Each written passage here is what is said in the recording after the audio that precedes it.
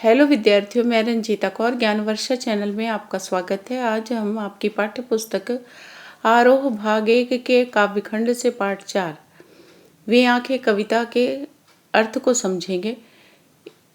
इसके कवि सुमित्रा नंदन पंत जी हैं। इनका मूल नाम गोसाई दत्त है। इनका जन्म सन 1900 में कौसानी जिला अल्मोड़ा उत्तरांचल में हुआ था। प्रमुख रचनाएं वीणा, ग्रंथि, पल्लव, गुंजन, ग्याम्या, चिदंबरा, उत्तरा, स्वर्ण किरण, कला और बूढ़ा चांद लोकायन है।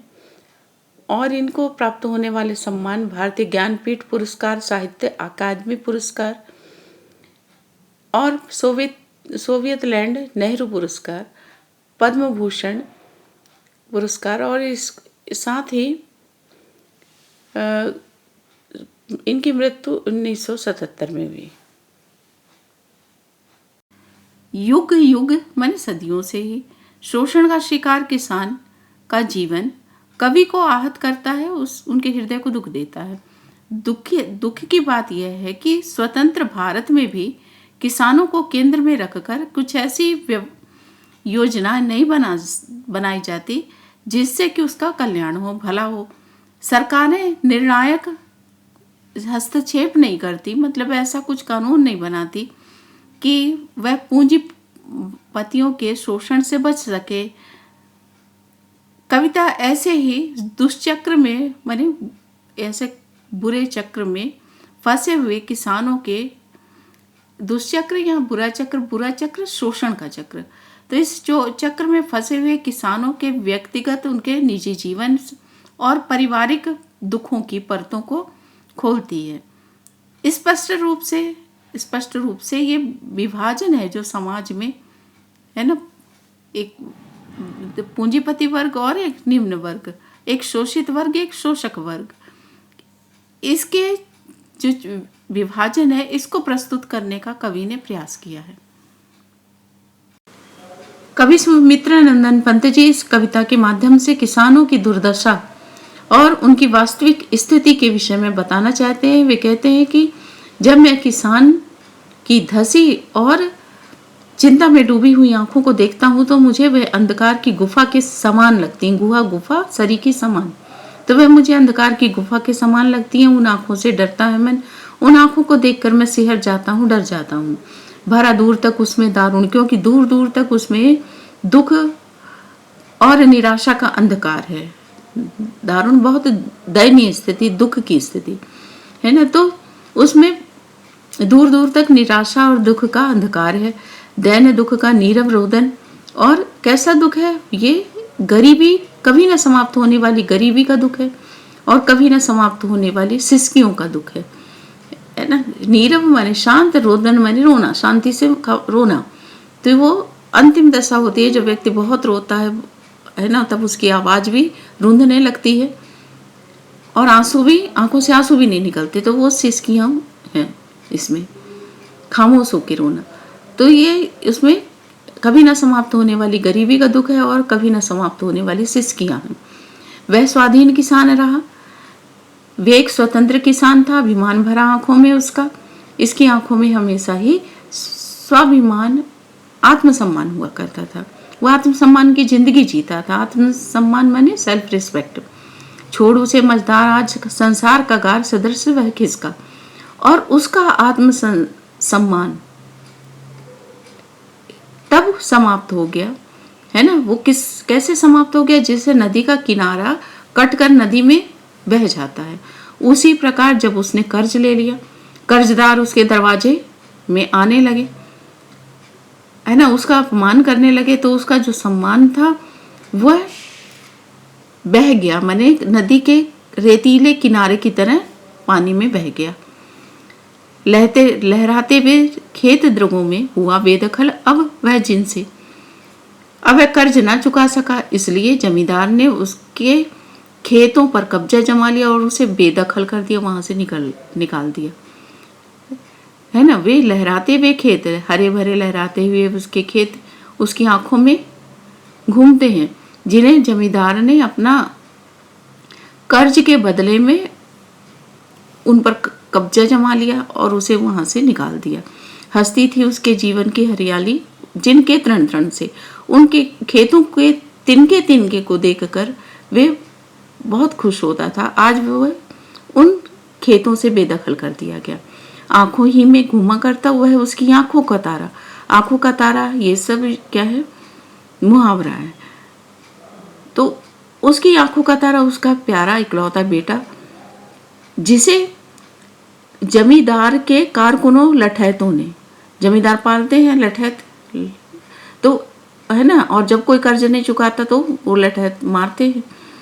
तो ये उसकी आंखों का तारा माने उसका इकलौता प्यारा पुत्र बेटा, लठैतों, जमींदार के लठैतों ने उसे लाठियों से इतना मारा कि वह उसी समय मर गया। और यह दृश्य उसकी आंखों में घूमा करता है। बिका दिया घर द्वार महाजन ने, ना ब्याज की कौड़ी छोड़ी। और जमींदार ने तो उसके खेतों पर कब्जा जमा लिया, उसे बेदखल कर दिया। लेकिन महाजन भी कुछ कम नहीं था। उसने अपने कर्ज को वसूल करने के लिए और ब्याज को वसूल करने के लिए उसके घर को बिकवा दिया और उसके बैलों की जोड़ी को कुर्क में नीलाम करवा दिया। और एक ब्याज के नाम पर एक कौड़ी भी नहीं छोड़ी उसने, है ना, पूरी वसूली की। उजरी उसके सिवा किसे कब पास दुहाने आने देती। उसकी जो उजली सफेद गाय थी वह सिर्फ किसान से अपनापन रखती थी, है ना। वह सभी को अजनबी समझती थी, किसी को भी दूध दोहने के लिए पास नहीं आने देती थी। आहा, आंखों में नाचा करती उजड़ गई जो सुख की खेती हुई। वो उसके सुख के दिन अब उसकी आंखों के सामने घूमते हैं, है ना। वो सुख के दिन जो अब उजड़ चुके हैं, वो बर्बाद हो चुका है, वो दिन उसकी आंखों के सामने घूमते हैं। बिना दवा दर्पण के घर में स्वर्ग चली आंखें भर आती। उसकी पत्नी बिना दवा और इलाज के मर गई और उसकी पत्नी के मरने के बाद दूध मुही माने शिशु अवस्था की बच्ची की देखभाल ना हो सकी और वो भी दो दिन के बाद मर गई। तो ये सब बातें सोचकर किसान बहुत रोता है, उसकी आंखें भर आती हैं। अब पिछली पंक्तियों में हमने देखा कि जमींदार के लठैतों ने किसान के बेटे को मारा, उसकी हत्या की, पर लेकिन आरोप किस पर? उसकी विधवा पत्नी पर आया। तो घर में विधवा रही पतोहू लक्ष्मी थी। घर में किसान की विधवा बहू थी जो लक्ष्मी के समान गुणों वाली थी, घर को जोड़ने वाली, संजोने वाली थी। यद्यपि पति घातिन पर पति की हत्या का आरोप उस पर लगा, पकड़ मंगाया कोतवाल ने उसे बुलवाया, पूछताछ की, दिन भर कोतवाली में बैठा के रखा और गांव में उसकी निंदा हुई और डूब कुएं में मरी। एक दिन वह इस अपमान को न सह सकी और कुएं में डूबकर उसने आत्महत्या कर ली। खैर पैर की जूती जोरू ना सही एक दूसरी आती। उस समय स्त्रियों की स्थिति और दुर्दशा के विषय में कवि कहते हैं, खैर पैर की जूती जोरू, जो पत्नी है वह तो पैर की जूती के समान है। न सही एक दूसरी आती, एक ना होगी तो दूसरी आ जाएगी। पर जवान लड़के की सुध कर सांप लौटते फटती छाती। पर जवान बेटे की याद करके किसान की दिल में बदले की आग जलती है ना। किसके लिए? जमींदार के लिए। जमींदार के लिए उसके मन में बदले की आग जलती है। सांप लौटते हैं मन ईर्ष्या होना और फटती छाती, ये दुख उसके लिए असहनीय हो जाता है, उसे सहन नहीं होता। पिछले सुख की स्मृति आंखों में क्षण भर एक चमक लाती और पिछले उसके सुख के दिन जो बीते हैं, जहां उसके पास हरे भरे खेत थे, पत्नी थी, बेटा था, बहू थी, बच्ची थी, बेटी थी उसकी, और बैलों की जोड़ी थी और उजली सफेद गाय थी। ये सुख के दिन जब उससे याद आते हैं तो उसकी आंखों में एक पल के लिए चमक आती है। लेकिन यही जब यादें आगे बढ़ती हैं तो फिर अभी बीते हुए दुखद यादें भी उनसे जुड़ती हैं। तब वह तुरंत शून्य में गड़ वह चितवन, तभी उसकी जो आंखें हैं वो शून्य में गड़ जाती हैं। वह एक ही स्थान पर टकटकी लगा के देखता है, तीखी नोक सदृश बन जाती। तब उसकी ये जो दुखद यादें हैं वो नुकीली कील के समान, है ना, नोक के समान उसकी आंखों में गड़ने लगती हैं।